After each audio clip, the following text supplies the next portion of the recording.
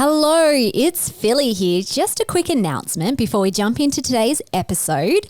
Natural Medicine Week, hosted by Australian Traditional Medicine Society, is coming up on the 22nd to the 28th of May. I'm a proud ambassador for Natural Medicine Week, which showcases all the many ways natural medicine can restore the body and mind with live online events run by qualified practitioners across Australia. You can check out the link in the show notes to find your way to Natural Medicine Week. As part of the event, I'll be holding a special free root cause of emotional eating masterclass, which you can sign up for via the Natural Medicine Week website. During the masterclass, I'll be digging into emotional eating, food addictions, sugar cravings, and the hidden imbalances in the body that cause this behavior, as well as the metaphysical imbalances that are at the deepest root cause of emotional eating. Hope you can make it. Okay, on to today's episode.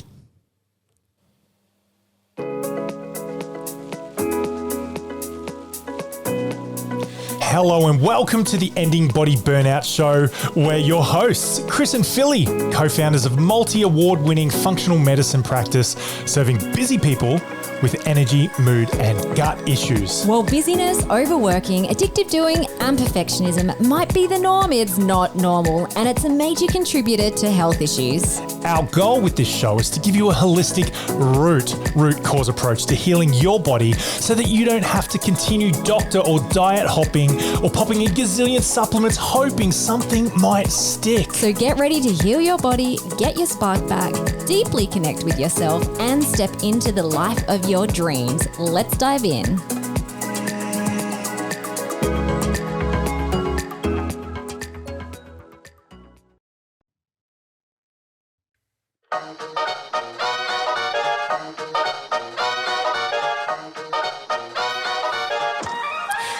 Hi guys, welcome to the Ending Body Burnout Show. Chris here. I'm with my co-host Philippa. Totally excited. Hello. We are here today to talk all about emotional eating. As you've heard, we're running a web class next week on the root cause of emotional eating for Natural Medicine Week. So I'll pop the link in the show notes if you want to sign up to that. And today I thought it'd be a cool opportunity, maybe slightly embarrassing, for us to dig into my own emotional eating journey, which has really spanned over the last decade. Right, so grateful to have you along, guys. Pretty keen to get rocking with this one. Let's dive in. Yeah, so let's maybe chat about what do we actually mean by emotional eating. That's a term that a lot of people throw around all the time. So when we're talking about emotional eating, it's really eating your emotions. So a lot of people will show up with emotional eating when they're stressed or when they're bored or when they're angry or overwhelmed. And, we have a lot of clients who come to us who are just like, I just can't stop eating the chocolate when I'm stressed out. And this is a really strong pattern too with busy people who have body burnout, because a lot of the times you're reaching for these foods as well because you have no energy. So you're using it as a pick-me-up. You're feeling anxious and overwhelmed. So you're using the food to calm you, to give yourself a bit of momentary love and pleasure, and it can lead to gut issues. Okay, so it can also show up as food addictions as well. So some people really are just stuck in this cycle of emotional eating and craving all the foods. And so we want to dig into all of that with you. Before we do, Dr. Mark Hyman, you may have heard of him. He's a functional medicine doctor in America. He wrote a cool blog post, I don't know how long ago it was, but he said emotional eating gets a bad rap. So when we talk, for most of this podcast, we will be talking about the way that it negatively shows up and how it's how there's a lot of guilt and shame and restriction around the way that we eat. But emotional eating can actually be beautiful, and that's kind of what I've learned over the years, is that I still eat food. I still emotionally eat. I love food. Food is my life, and food is pleasurable. So we don't want to talk about food as if it's bad and you should only use it for fuel and you should only use it to nourish your body. You can also use it to love yourself up, but what's the saying again? There's nothing wrong Everything's until okay. there is. Everything's okay until it's not. Nothing's wrong until it is. Yep. And so eating that way, having those patterns, those ways of being and doing, it's not bad until it is. And sometimes you just come smack bang collision course with the realization that the way you are behaving and the things you're doing, these patterns, it's not okay anymore.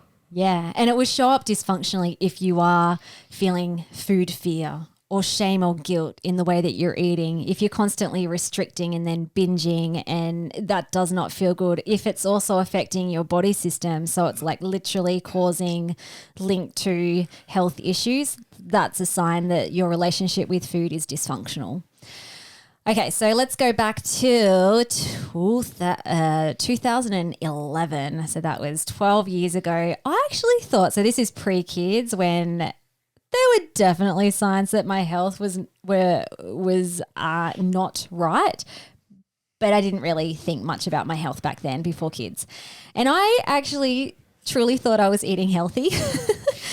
I would have my cereal in the morning. I'd have my white salad sandwich at lunch. I'd have a muesli bar and maybe like some fruit or something for snack. Dinner would be meat and veg and maybe pasta and rice and all that sort of stuff. And then like I was just a massive sweet tooth though. So there were always vanilla slices and cakes and chocolate.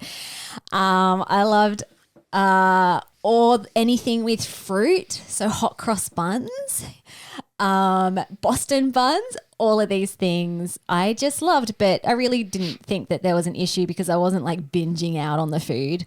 However, what I found was when my health did start falling apart after I had kids, I really showed up with some sugar addictions, and I was definitely emotional eating, especially when I was stressed out and overwhelmed. Sometimes my body would even get to the point where it was like visibly shaking, and which, you know, I now know that was like cortisol, adrenal stress hormones going funky, affecting my blood sugar levels, but I was just constantly craving and wanting sugar to pick me up emotionally and physically. And I remember one time, this is probably a turning point for me, but I was in the supermarket with my toddler and my newborn, and they were both just screaming, and I was having the worst day ever. I was almost about to start crying. I had my shopping trolley, and this old lady came up to me and she said, "Don't worry, dear, they grow up." And then I just started bursting out crying because I'm like, she's so lovely, but I just was not handling my emotions. And so what ended up happening is I had this intention to only buy one packet of hot cross buns. But when I got home and I started unpacking the groceries, it's just like, I've got 3 packets of hot cross buns plus a Boston bun plus 2 loaves of fruit loaf. Like, what the heck is going on? Okay, so that was kind of like the way that I was eating before I actually came across nutrition and functional medicine, and when I started to go on my healing journey. And a book that really I guess was a light bulb moment for me was a book called Deep Nutrition by Catherine Shanahan. So her book was all about how eating the foods that I had been eating could cause cancer and could cause inflammation in my body. And at this time, I'd experienced like my own body burnout. So it was about a year of like feeling a lot of intense symptoms and feeling like I was an 80-year-old. So I'm reading this book. I'm like, holy crap, the food that I'm eating is causing me to feel sick. What if I could eat healthy and whole food, as this book suggests, and it could heal my body? And so the type of personality that I am, I'm like, I am all in, let's do this. And so I completely upheaved the kitchen. I made different food choices. Do you remember back then, like our kitchen, we had this tiny little dingy rental property and tiny kitchen, but there were things fermenting and sprouting, and I was even able to access some raw dairy. So I was making my own yogurt and cheeses, and there was no space on the benches. Basically, I was just like making everything from scratch the way that my grandma probably did 100 years ago. Okay, so all of that was good and well, but in terms of emotional eating, I was still stuck in this love of sugar and processed food. So part of me wanted to eat healthy and part of me wanted to nourish my body with good food. But then the other part of me was feeling really deprived and restricted because I hadn't really looked at the root cause as to why I was showing up with these eating behaviors in the first place. I was just looking at the surface levels like, okay, if I can eat this, I'm going to heal my body. So I'm going to not eat this. But then my emotions overtook me, especially on the weekdays. I was quite good with healthy eating, and on the weekends we would go to social events or family events and I was just unraveled every time I saw like hot cross buns or vanilla slices or cream puffs.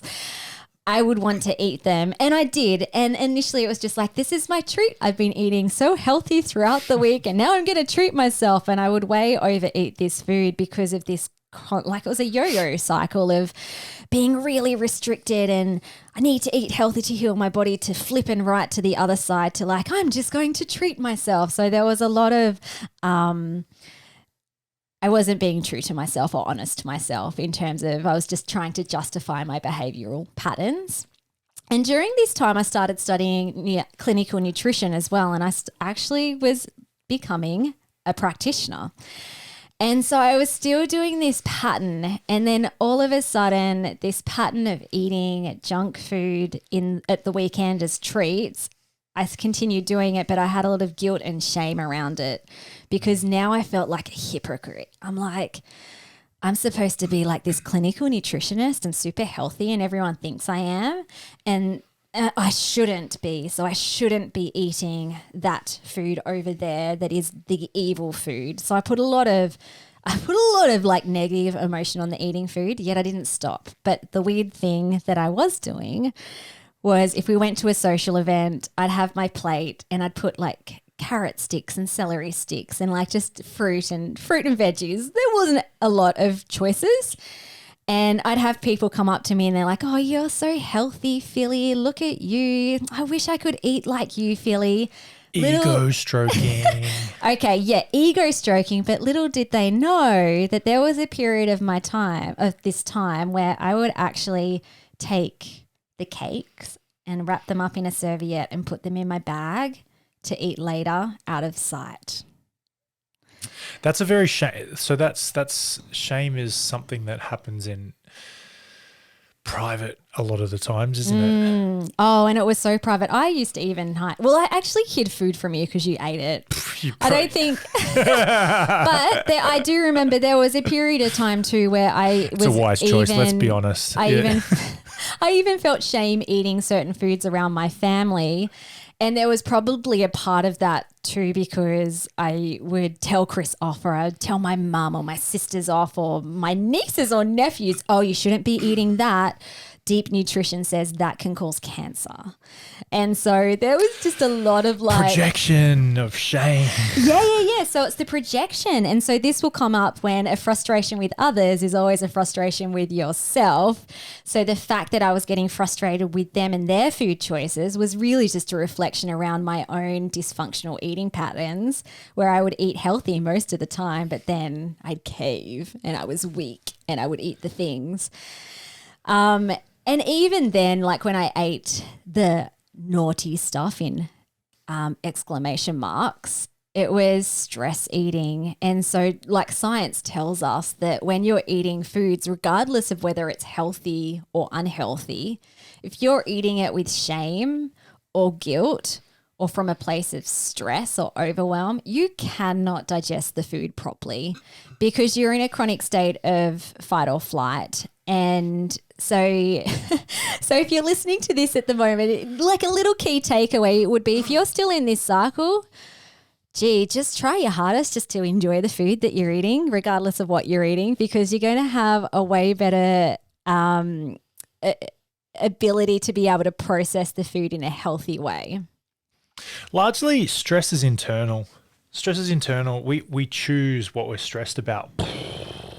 Rewind that. And we have these either unconscious, deeply unconscious, suppressed right down there agreements that might even be generational or cultural, just so deeply entrenched in our in ourselves, genetically or whatever. These agreements that we do sign off on, we say, yes, I put my hand up, hand on chest, hand up, and I do solemnly swear to keep this agreement that if my kids are crying in the trolley, I will be overwhelmed. I will be stressed about this. And see, how is this an internal issue? Surely that's normal. And it is. It's normal. It's normal to have this stress response to crying kids in the trolley. But the way you can find out whether or not it's an opinion issue is does everybody have that same opinion? And the answer is clearly no. Not everybody has that same opinion of you that kids are crying. Some are just totally okay, and it's not a suppression. It's totally okay that they cry. So therefore, the crying kids in the trolley is a stress that you're largely choosing to follow, and this is programmed in. And you can unprogram that. You can delete or change that, but it's going to take a little bit of digging and a little bit of work to get to that root.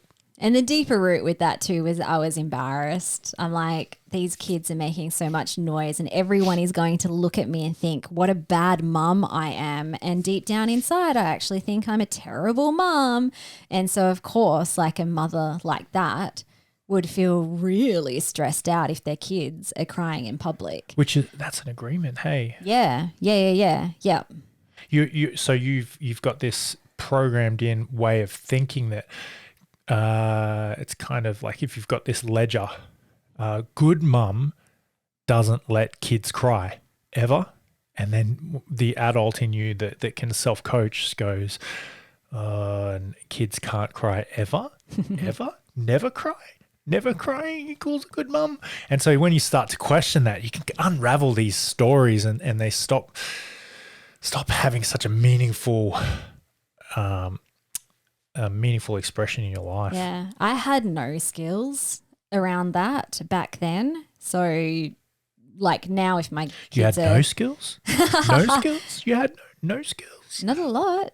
You had not a lot? No, I did study psychology, so I guess I had a bit. You had a lot. You had a bit. You had a lot. I definitely wasn't doing the inner work personally for myself.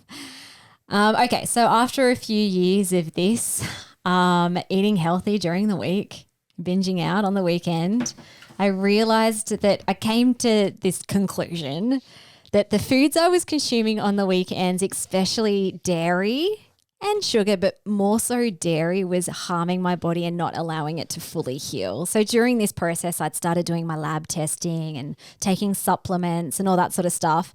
And I just got to the point where I'm just like, holy crap, every time I eat dairy, which is often mixed up with sugar and gluten, I just feel crap again. And so it was almost like I never felt fully well.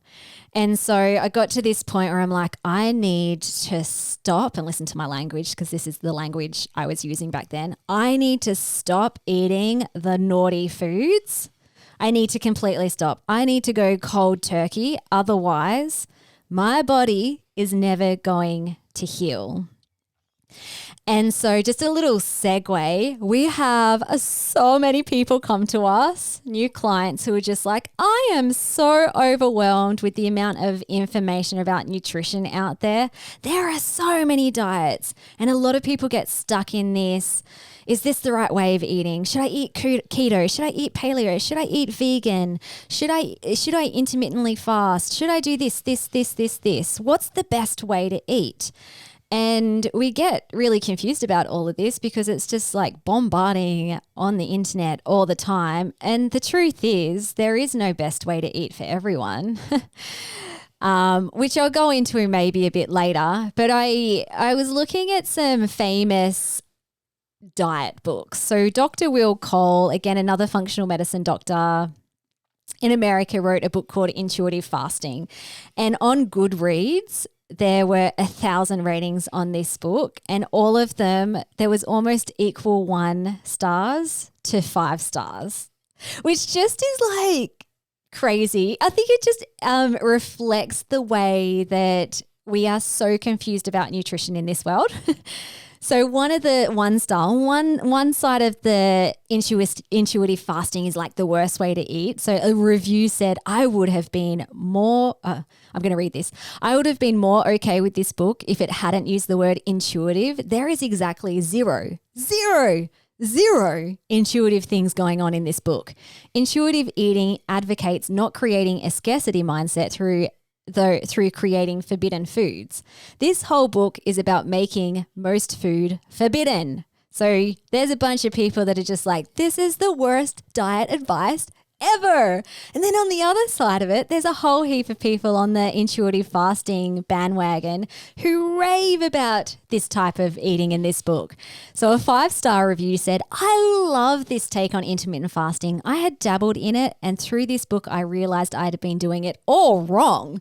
It should not be a punitive practice, but rather a form of self-love and self-respect.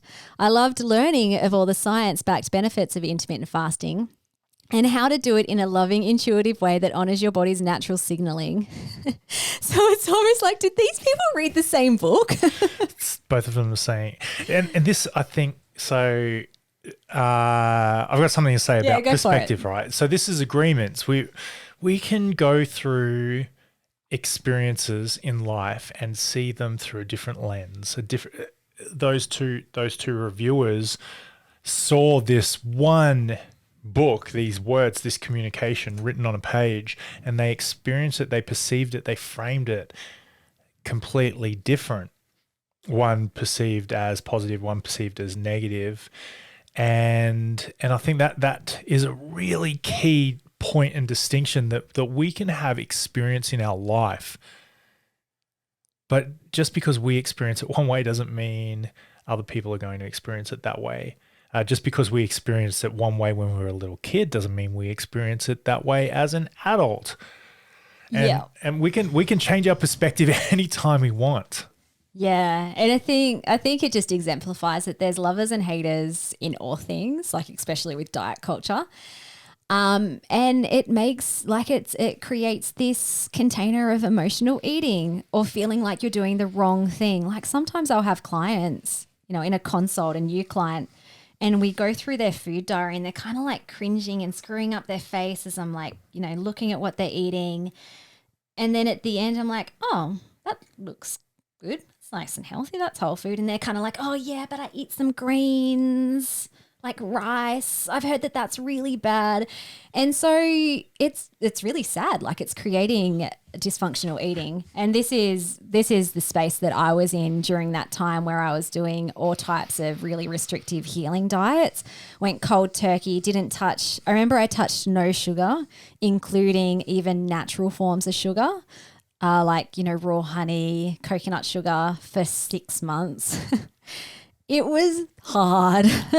It was hard because I was doing it from the energy of fear, and like I wasn't going to be able to heal myself if I didn't do it perfectly. And I think touching on that, this naughty, bad, evil food, that's victim speech, yeah? It's victim speech. There's a lot of shame and blame, hate, guilt, fear, and craving and desire tied up into that language. And I liken it to dictators in politics and government. They take away freedom.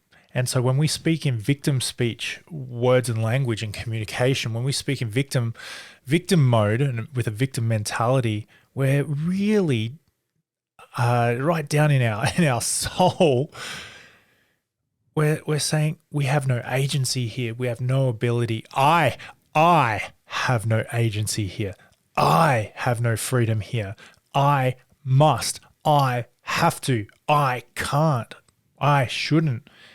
And as we all know, in a dictatorship, in a compulsive government, there will always be a rebellion. There will always be a fight against. There's this conflict going on. And so what that shows up as when it comes to food is when there's compulsion, victim mentality, no agency, the rebellion is, a cake.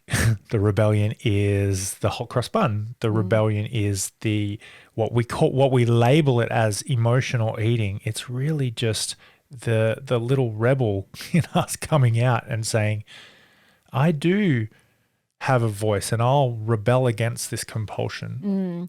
There is a eating disorder called orthorexia, which actually I believe I had that during this period, where it is this obsession with eating healthy food. And for some people, they can have orthorexia and then they have the little rebel come out and they're like, oh, I'm just going to eat all the things. And then it's just like this, just the same way that someone with bulimia would binge out and then they'd vomit and feel guilt and shame around that, and then they'd purge out the food. Orthorexia can happen the same way, where you're eating super healthy, you're really like obsessed with what you're eating. There's right or wrong, there's naughty and healthy, and then you can self-sabotage and eat the cake. Or for some people, they don't touch the stuff, like it's evil. It is evil. They will die if they eat it. And so this is really damaging, like not only to all layers of your whole self, your soul, your spirit, your emotions, even your physical body. You will not get the benefits from eating healthy if you have orthorexia or like a emotional eating pattern show up, regardless of how it shows up. So, all right. So during this time, I was doing lab testing as well, which I really feel helped kind of get out of this fight-flight cycle. So when I did my lab testing, there were some key body systems that were out of balance, that were just contributing and amplifying the emotional eating habits and patterns that I had, and the thought patterns. And I'm going to talk a lot about these lab tests and the body systems in the masterclass. So if you haven't signed up for that, I would go deep into showing you all the lab tests and looking at the markers and case studies of clients and myself that we've worked with. But mine showed up with adrenal fatigue, low progesterone, low dopamine, and candida. Whew, all four of those will impact your relationship with food for most people. So when someone's in adrenal fatigue, it's affecting your blood sugar levels. So every time you're stressed and you're producing cortisol dysregulatorily, your blood sugar levels follow your cortisol, and then at some point they're going to crash. So you are constantly, like literally physiologically wanting more sugar. Low progesterone means that a lot of women will experience PMS in the second half of the cycle, or a week leading up to the cycle. And if you were like me, that's when the cravings really ramp up and your hormones are all over the place and you just want to eat the things that make you feel good. Low dopamine is a neurotransmitter which relates to a lot of things. It's your feel-good center neurotransmitter.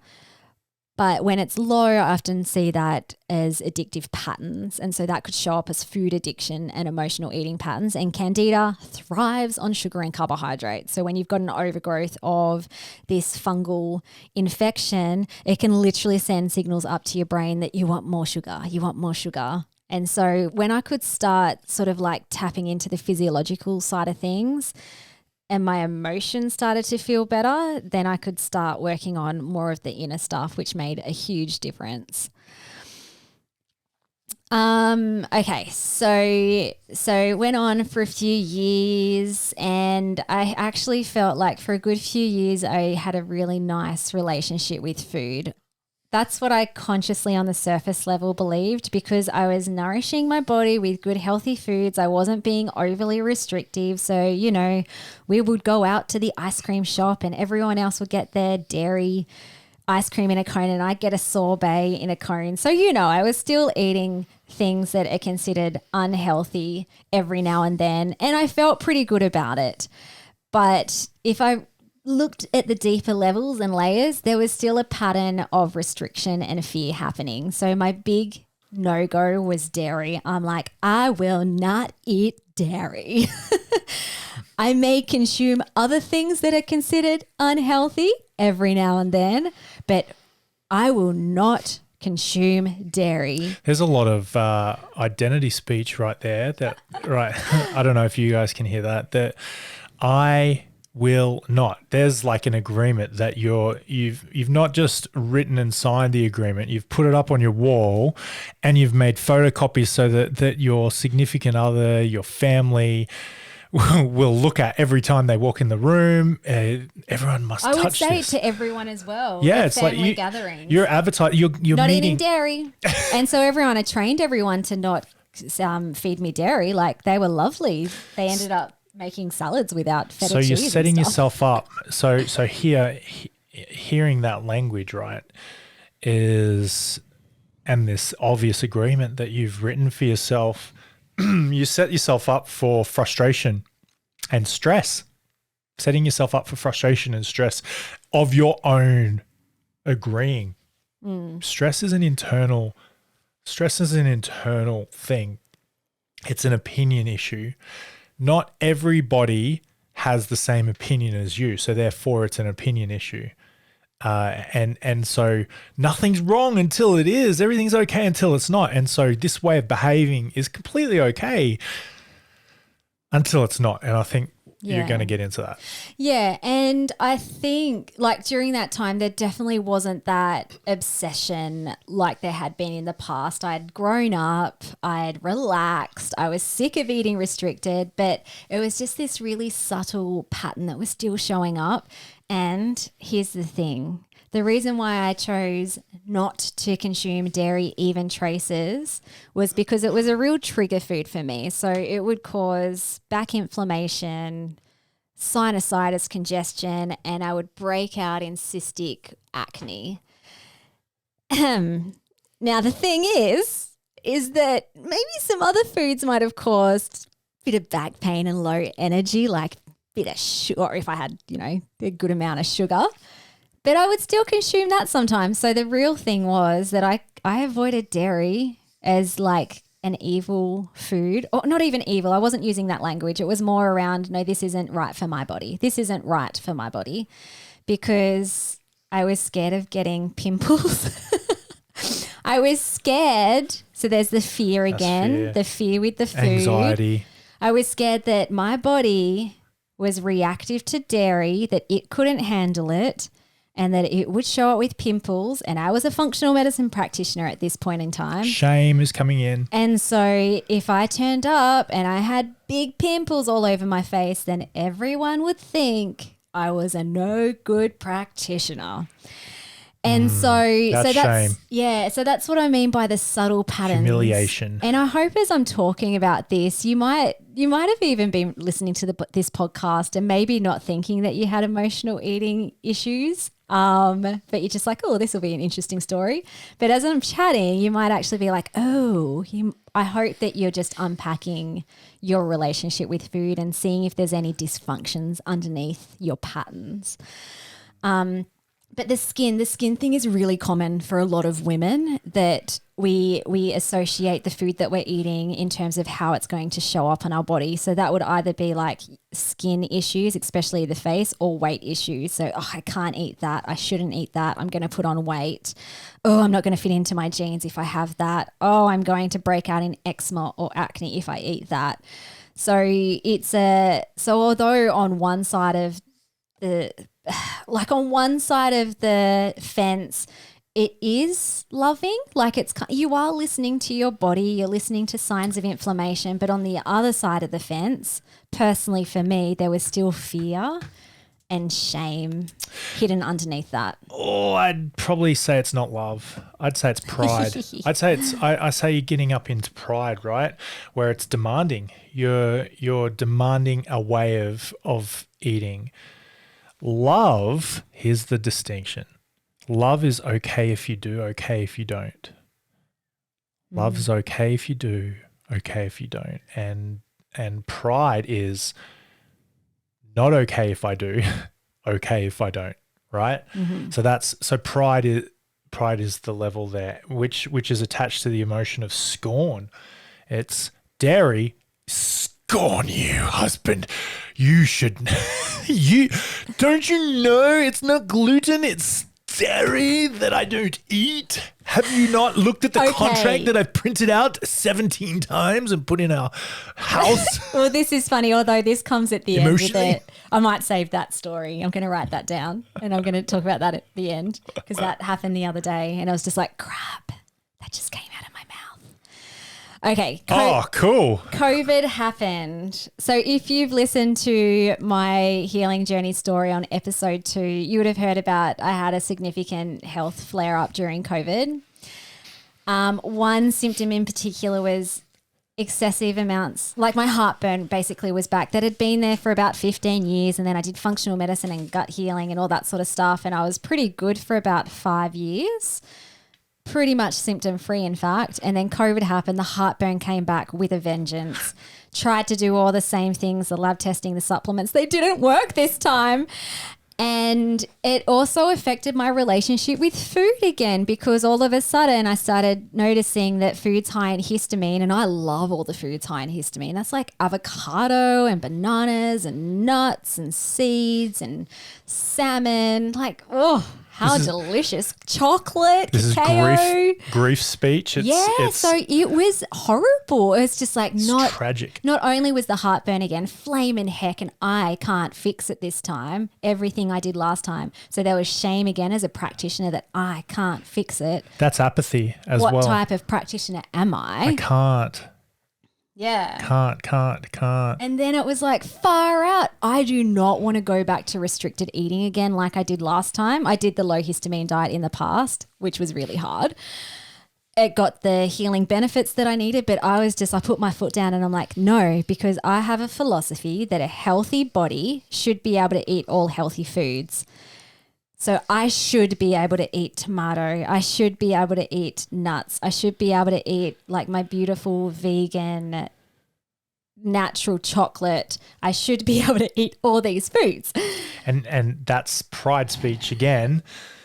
And so to rise it up to the level of courage, which is energetically like a little bit more positive there, a lot more positive, I should say, that would be I believe I could, a healthy body, not saying a healthy body should, I've got a belief that it's feasible for, you see how it's just a little bit nicer, it's a little bit higher there. Yeah, absolutely. I definitely wasn't using that language back then. I was just flaming angry. Yeah. Flaming angry. Dropping and bouncing, pride, anger, Which is fear. interesting.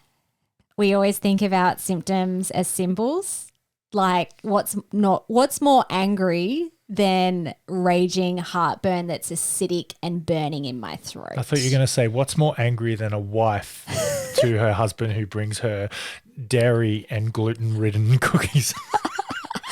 Okay. Anyway, so I got to a point where really I'm just like, I'm not going on a restricted diet again. And I just pretty much band-aided the heartburn with every time I ate meals, basically. I just chowed down heaps of ginger tablets. So using a natural supplement, which helped to ease the heartburn, but it wasn't addressing the root cause. And then there was a bunch of other stuff happening. You can go back and listen to the episode 2 when I share my full story. But basically I did some deep inner healing work in 2022, just last year, which really changed my life. But about 4.5 months into that, my heartburn disappeared. Oh, goodbye. Because what I discovered and what I had to come face to face with was that my heartburn was not actually connected to food or even histamine intolerance, but it was because I wasn't trusting my body. So deep down, I still believed my body was weak and incapable and somehow broken. And even though I had this grand philosophy that a healthy body should be able to eat all healthy foods, there was a part of me that didn't actually believe I was up to that I was able to have that. I believed it for everyone else, but I didn't believe it for my body. And when I was able to do some really deep inner work around that, the most beautiful thing happened. My heartburn disappeared. It was actually a beautiful spiritual moment. that lasted for 3 days. I'll put a link to a video I shared last year about it if you wanted to listen back on that. But during this time too, I said, okay, this is like a little test for myself. If I truly trust my body that it can be whole and healthy, then I think I'm going to try and eat some dairy. Because I was still secretly fearing eating the dairy because of the whole pimples and acne and my self-image thing. And so that's neutral speech right there. That's trust. It's I'm okay if I do, okay if I don't. Yeah. I'm going to give it a go. We'll see what happens. Yeah, it's the scientist. And so I did. I actually started approaching it just like I would open up a lab test. It's like, oh, what have we got here? Oh, okay. And so I went into that rather than fear and anxiety around the fact that if I eat dairy, I might get pimples. I'm like, you know what, body? I actually kind of hope I do get pimples, at least initially, maybe only initially, because then I can work through this issue I have with my skin and what I think other people are thinking about me. And so it so happened, oh my goodness, the body gives us the best lessons. I did. For a good month, I started eating small amounts of dairy. I felt totally fine. None of the other symptoms showed up in my body at all. And by the way, I'd been doing a lot of brain retraining and nervous system work to get to this point, as well as years earlier, the physical gut healing stuff. And so I did. I definitely wasn't cystic acne, but I had some pimples show up and, I was able to work through that. And I had some heartburn flare-ups because I started believing that I was ugly and I was a no good practitioner because of my skin. And then I worked through that and blah, blah, blah, blah, blah. But now I eat dairy. I even went to my parents' house, my family, and they're like, oh, you eat dairy now. You're eating dairy again. And I'm like, yeah, I am because my body can. I've printed out these new contracts you can install on your wall. I've laminated them and put them in a nice frame. Every time you walk into the room, you now know my identity is based on the agreement I make for myself. So it's almost like I'll come full circle. Look, I'm still conscious of what I still choose, my relationship with food now. And look, maybe I'll do another podcast in a year's time because it might have changed. My relationship with food now, I feel, is very wholesome. It's intuitive, maybe not intuitive fasting like Will Cole sets out keto, intuitive fasting, but it's intuitive. I use the messages from my body. What do I want? What does my body need right now? But I also use food for pleasure and happiness too. And so it's like whatever I choose, it's almost like my body moves towards the food. That sounds really weird, but it's almost like I'm leaning towards whatever food. If I was at a social event with a big table of platted food, I won't eat all of it. I'll just intuitively eat what I emotionally want to eat as well as what I physically want to eat. And that's been really, really beautiful and freeing. If you followed me around for a week, you would see that I don't eat perfect like you might expect a clinical nutritionist to eat, but I eat what brings me joy and what makes my body feel good. And I want that for you too. You know what? So that's nice. Good job. High five. The next level of growth I foresee for you is to not rely on food for joy. Because at the end of the day, I don't think I do. Well, I get joy through other maybe, things. Sure. But the language that you use clearly shows that you do have a reliance on this. And if we're talking about emotional eating, what I would invite you, dear listener, to consider is, are you okay if you do or okay if you don't? And when something happens outside of you, does that make you feel something? And it's so normal to have that happen. It's so normal for when something happens, you get stressed. What we're saying, the metaphysical reasons that we become stressed, the metaphysical reasons our nervous system starts to become dysregulated is largely within our control. stress is internal. We choose it. It's usually an opinion issue. And when we outsource the power or the responsibility for our happiness to something outside of ourselves, when we rely on food, it makes me feel good. It makes me feel happy. You see the language distinction there? It just gives our power away a little bit. And it's totally fine, and it's okay to eat food that feels good and brings joy. Just notice when it's becoming a problem, it's probably because you're eating food to be happy. So being able to identify, well, what's actually stressing me out here? How am I actually feeling? Oh, wow, I'm eating food to make me feel good. So now I'm giving my power away. It's part of the work is to uncover that stuff. It's the root cause. Awesome. Just in reference to you starting to coach me on a podcast, I had some reflection as you were talking about that. This is a thing. Chris and I are here for our own evolution and evolvement as well. Like, we know that we are going to be doing this work until the day that we die and even beyond. And we're okay with that. And we want to share our journey of evolving with you too, so that you realize that it's not like once and done, or you might put some people up on a pedestal and be like, oh, they've got all their stuff together. It's like, you know what? It's just like constant course correction every day. But a little story I wanted to share that I think signifies that there's a bit of work for me still to do is that Chris did bring home a cookie from Reliquare. This massive, it was like a cake / cookie. And it was gluten-free, but it had a lot of white chocolate and dark chocolate in it. And he put it on the table. He's like, oh, I got you a gluten-free cookie. And I opened it and I said, yeah, but does it have dairy? Because dairy's the one that, and then I stopped myself.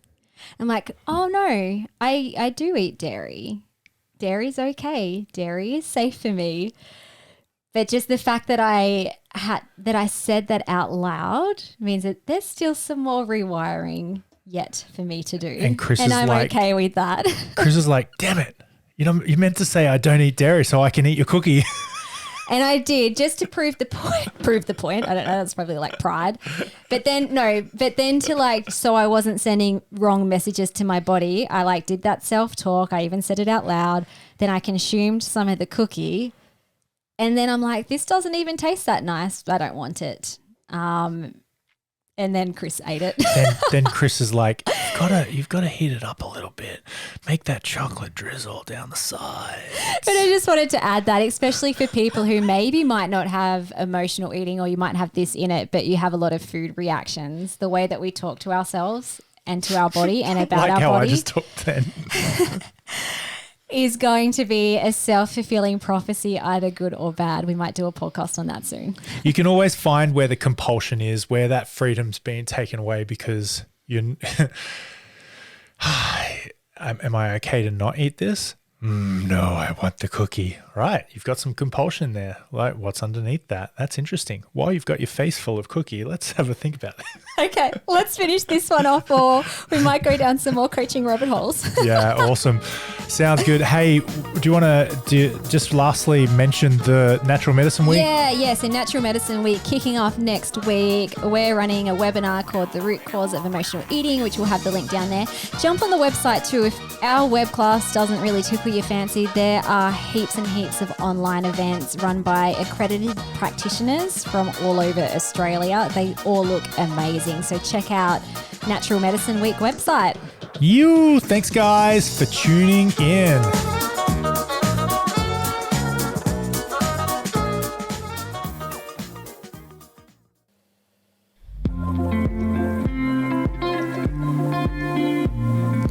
Thank you so much for listening. We so appreciate you. If you'd like to give us extra smiles, drop us a review and spread the love by sharing this episode. You can also rate your own state of burnout and the root cause contributors by taking our Ending Body Burnout assessment on our website.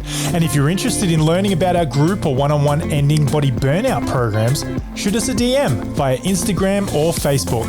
Have the best day ever.